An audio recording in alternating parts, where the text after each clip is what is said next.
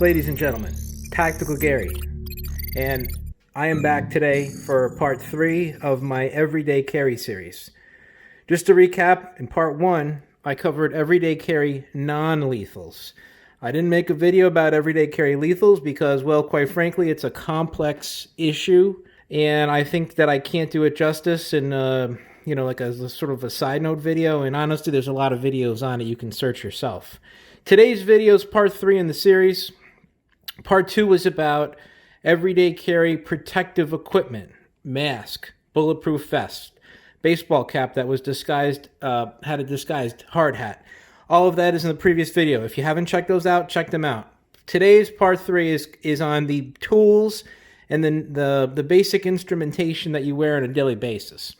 Now, I'm not covering the sunglasses because the sunglasses you can always put around your sort of like a cuff into your shirt if you're not using them, or put them on your hat or whatever. Also, I mentioned the flashlight as a sort of a non-lethal weapon, so I'm not going to cover that today. Also, it goes without saying that my cell phone is actually going to be in this pouch. This is the pouch that I wear every day. It's sort of like a purse that it's acceptable for anyone to wear. You wear this around your shoulder. It's very difficult for let's say you got a bogey coming in from the side at 3 o'clock, and they try to grab this. And think about that. They're going to have to rip this basically off your person. Now, I would normally carry my cell phone in this, but I'm a low-tech hack. So I'm using my cell phone to record this video. But one thing you got to remember is that when I'm walking around with this with my cell phone inside of it or hidden somewhere, I'll have this. This is an old burner phone. See, the screen is cracked. This is my old phone. I'll have that in my hand as a decoy. So in the event that I do get robbed, someone does attempt to rob me or commit an aggravated assault and snatch my phone, they'll get this, but all data has been removed, and the only thing I have installed on this are about 30 tracking applications, including funny things that I can activate that will activate sound. So when the bogey's got the phone and they're driving home, all of a sudden I press the button on my real phone, and these apps on there will start making like police sirens, and they'll say, "You're under arrest, you are a bogey and a doofus, and the cops will be here in exactly 3 minutes and 45 seconds. And then it'll actually show their GPS location on here with fake cops approaching them, and they'll get in they'll be fleeing from these fake cops all over town. And what I'll do is I'll actually herd them into the police station. Anyway, that's something for another day, another video. But today I wanted to talk about what is the basic instrumentation that you carry around. Again, these aren't weapons, these aren't protective gear, this is just basic stuff. So, I mean, I kind of covered these in the previous video. You pull this out, it makes this ear-piercing sound, and I actually did one of these in a previous video, so go check that out if you missed it. It did cause me some hearing damage. Let's put this aside. So, there is one weapon in here a non-lethal weapon that I have to talk about. The front pouch has nothing but one item in it. It is the most important item that you will carry on a daily basis. That is your Sabre or whatever brand you have pepper spray. Direct stream, non-gel. Let's just say that I covered this a lot in the previous video, and sprayed myself in the face with it, so go check it out if you haven't. But this is basically sacred. So this gets its own special place. This is my light, my guide, my North Star through this SHTF scenario. So anyway, this is sacred. This goes in the front. Now, I also keep my keys in this bag. However, in a million years, I would never show my keys on camera. Any doofus with an internet connection and a 3D printer could just take the frames of this video that show my keys, potentially at different angles, use the technology called photogrammetry, use an AI application, and piece together a 3D model of my keys from different camera angles, and more or less pop that into an AutoCAD file, put that into your 3D printer of choice, and now you have copies of my keys that have a 80% probability of actually working. So you will not see me feature my keys in this video. However, you can rest assured my keys are in here as well. Now, in this front section, I've mentioned that it's sacred, and it's really just for the pepper spray, which is the light and guide of my life. However, one thing I would consider if I had it is some dog treats in this side. Now, let's say you got a a German Shepherd, a guard dog, some kind of attack dog coming at you. Now, yes, I realize you could use the pepper spray, you could use the non-lethal, you could even use a lethal force if it really was required and your life was in danger, or small child or something like that. But think about if you could just give them some treats, you can not only prevent them from attacking you, but then you can use those to sort of re-educate that dog, train them against your attacker. So what you do is, dogs coming at you, you give them the treat. Everything they do that's aggressive toward you, you don't give them the treat. Maybe give them a little pepper spray. And then if they do something aggressive toward their owner, boom, give another treat. Actually encourage the type of behavior that you want them to exhibit. Then we go to this middle section. Basic stuff. Hand sanitizer. You're going to want a big container of that. You're going to need a lot of that. Multi-tool. Goes without saying. You need a multi-tool. So I feel like the multi-tool has kind of replaced the Swiss Army knife. Basic multi-tool. Don't get a cheapo one. If it's not at least $100, it's probably not worth it. The one that I recommend, not this one, but the one that I actually recommend, is made by Survivor Man. What's his name? Wes Stroud or something like that. I mean, he has his own survival site, and he makes the best multi-tool. I've tried them all. So by just carrying this, you're checking a lot of the boxes, but not everything.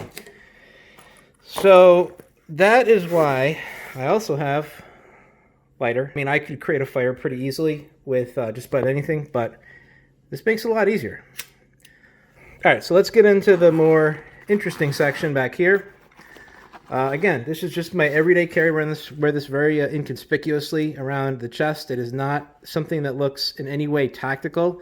Remember, the secret to being tactical is to not even let people know how tactical you are. You want to look like you almost look like, it looks a little bit like a doofus. I mean, when you wear this, let's just be honest, it's very disarming.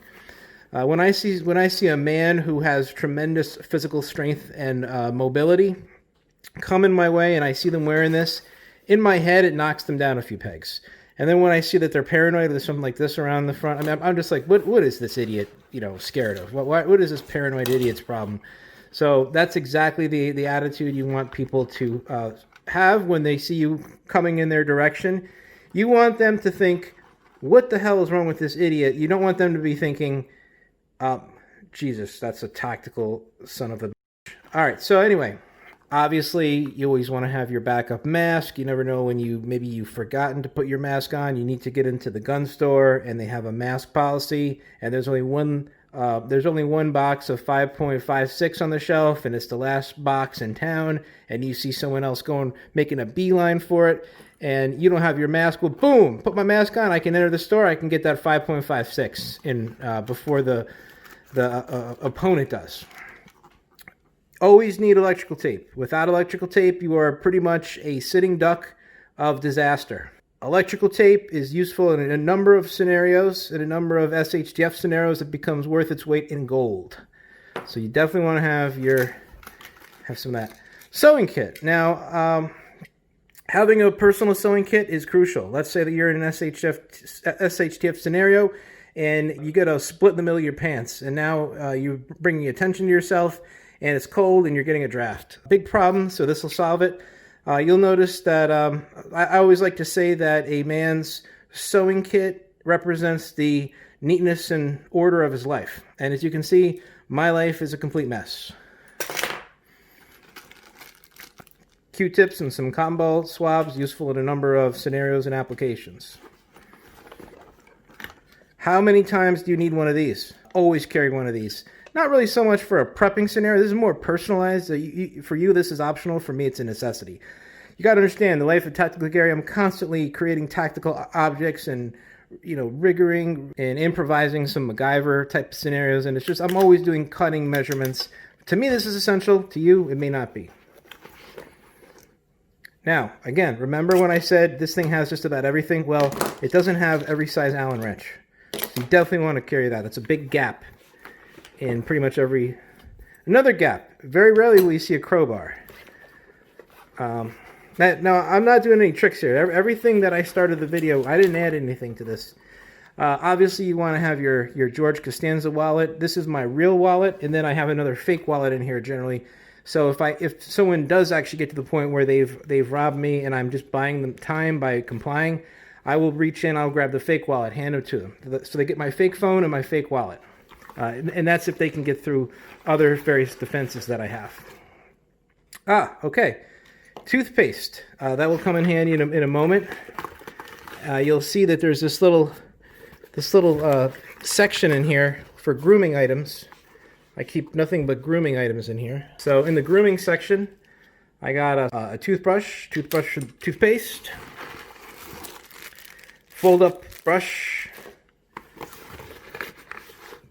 nail clipper. You never know when you're late for a meeting and you need your nail clippers. Your fingernails are embarrassingly long. Also, you'll notice this antenna sticking up here through this part of the bag. So, antenna. So we got a 4-foot antenna, two-way radio. So obviously you can't be carrying around a personal ham radio station. So Baofeng will have to do, but it does well in a SHDF scenario, better than nothing. You're going to need to charge various devices, so I have sort of a multi-charger, covers all different sorts of configurations. So one thing that is in here that I forgot that I know is a simple bobby pin. Now, you cannot imagine when you're constantly MacGyvering things how useful this is to have. Now, at the bottom of the bag, I have a few various edible and food items. The first item, of course, is water. Now, I can't get into the specifics of this because I have signed an NDA with certain governments of the world where I can't even, let's just pretend these don't exist, but let's just say that some experimental labs are working on a pill that if someone were to swallow, it would then provide their body with 4 hours of hydration. It actually creates a nano scale machines that then pull water vapor in from the environment and theoretically would pump it into your bloodstream, sort of like an IV. So you got each one of these, let's say, is 4 hours. So this buys me another maybe a day of water, half a day. But it's basically like carrying a water bottle. Obviously, you want to sustain yourself with some food, so I always carry at least 1 can of anchovies. For its weight and volume, it has a lot of protein. It's got some good fats. Finally, I don't know about you, but I'm a real coffee addict, a real caffeine addict, and I always carry at least 1, maybe 2 or 3 packs of this instant coffee. Let's say you're in an SHDF scenario, the grid is down, you've had a long day, you've built your shelter, you've got your fire going. It's time to enjoy a nice little cup of coffee just to feel human again. So if you can find a good water source and a fire source, you can boil some water and you can have yourself a cup of coffee. I do not carry a mug in here. That is one of the few missing items in my survival gear. I hope to remediate that in a future video where I can have a mug that folds up into the size of just a little sewing thimble and expands out to a full coffee cup. That is something that I'm currently working on at Tactical Gary Labs, and hopefully it'll be featured in a future video. Anyway, ladies and gentlemen, I hope you enjoyed this video on everyday carry for just simple instrumentation tools, survival, and so forth. Again, this video does not cover first aid, trauma kits, it doesn't cover weapons, it doesn't cover personal protection. Those are covered in other videos, but it does cover your everyday. Basically, this is this bag that I wear, filled with all sorts of instrumentation tools and necessary gear. At the same time, it does not appear in any way tactical. Quite the opposite effect is created. It actually sort of knocks everyone down 1 notch on the coolness factor scale by just wearing one of these. So if you're someone like myself who's about a 8.5 out of 10 on the coolness factor, knocks me down to a 7.5. But hey, it is what it is. Now, you'll notice one thing that I did not cover in this video that I do not carry in this, and that is first aid and trauma kits. I keep those around my right and left ankles, respectively. Please don't confuse a first aid kit with a trauma kit. First aid, useful in many scenarios, but at the end of the day, you can probably live without a first aid kit.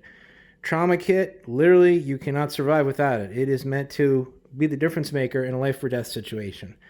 So I like to have one around my ankle just because, honestly, this thing's pretty packed. Now, I don't like to fill it up too much. As you could see in the beginning of the video, I could fit all this very comfortably, and at the same time, I still had some space. Notice that there is also potential real estate from here up. And you got to keep in mind, this is prime real estate. You could put some buttons.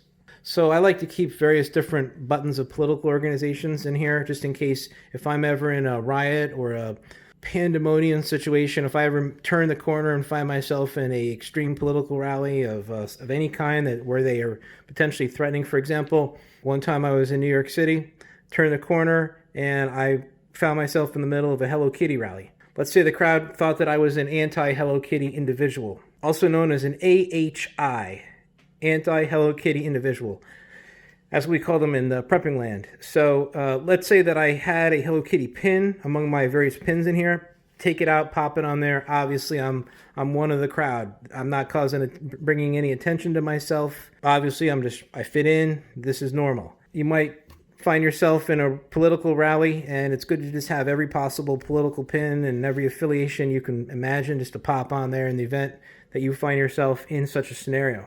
You'll also notice that this leaves your pockets, your tactical cargo pants, whatever, your wrist, your belt. Obviously, you're going to have stuff around your belt, and you're going to have stuff in your pockets, and all of this is covered just on your chest. I also like the accessibility of the pepper spray in the front. You got a problem? Boom. It's there. You know exactly where to find it. You don't have to fish around in your pockets or anything like that. Also, the thing I worry about with pepper spray in the pocket is that let's say that you're sitting down and just, this thing just happens to get popped up and to the side. And all of a sudden your keys press this and you get a release of pepper spray while you're in the dentist's office. Or you're some doofus picking up your kid at daycare and you let off a plume of this into the air for everyone to breathe. That is obviously not an acceptable scenario, not very tactical. So the thing I like about this here is there's almost no way that it can accidentally get discharged. So anyway, I hope you enjoyed this. This is part 3 of just everyday carry. Hoping I can give you guys some advice and some useful information. Customize this as you see fit. This is the Tactical Gary version of everyday carry instrumentation and tools, but your version may be a little bit different. You may not need the tape measure. You may need something else. You might carry maybe you find it essential to carry a flask. Some people like to carry a flask filled with very strong alcohol. In the event that there's an SHTF scenario and all hope is lost, you may just want to get really drunk and drink a lot of alcohol. Note, this is not legal advice. Also, you noticed when I started this video, there was still a lot of room in there, a lot of room for customization. And remember, it's always about being flexible and being able to adapt to the situation. Largely, preparation only gets you so far. Flexibility sometimes is required to get you that extra 100 miles. Anyway, ladies and gentlemen, this is Tactical Gary, over and out, and remember, stay tactical. Now, if you think this thing's packed, imagine what my backpack looks like.